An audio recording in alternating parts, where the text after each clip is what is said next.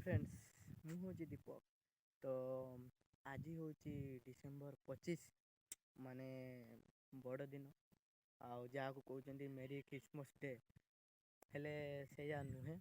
ଆଜି ହେଉଛି ତୁଳସୀ ପୂଜନ ଦିବସ।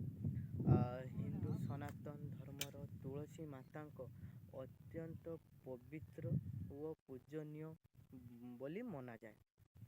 ଆଉ ମାନେ ପୁରାଣ ଅନୁସାରେ ଯେଉଁ ଘର ତୁଳସୀ ଗଛ ଥାଏ ଓ ନିୟମିତ ଭାବେ ପୂଜା କରାଯାଏ, ସେଠି ସୁଖ ଶାନ୍ତି ଓ ସମୃଦ୍ଧି ମାନେ ବିରାଜମାନ କରେ। ତ ଏହି ଶୁଭ ଦିବସରେ ମୁଁ ଏତିକି କାମନା କରୁଛି କି ମୋ ହିନ୍ଦୁ ସନାତନ ଭାଇମାନଙ୍କୁ ମାନେ ତୁଳସୀ ବୃକ୍ଷ ମୂଳେ ଗୋଟେ ଛୋଟ ଦୀପଟେ ଜାଳନ୍ତୁ, ଆଉ ଭାରତ ସଂସ୍କୃତି ସମ୍ମାନ ଆଉ ପରମ୍ପରା ରକ୍ଷା କରନ୍ତୁ। ତ ରହୁଛି। ଜୟ ଜଗନ୍ନାଥ, ଜୟ ଶ୍ରୀରାମ,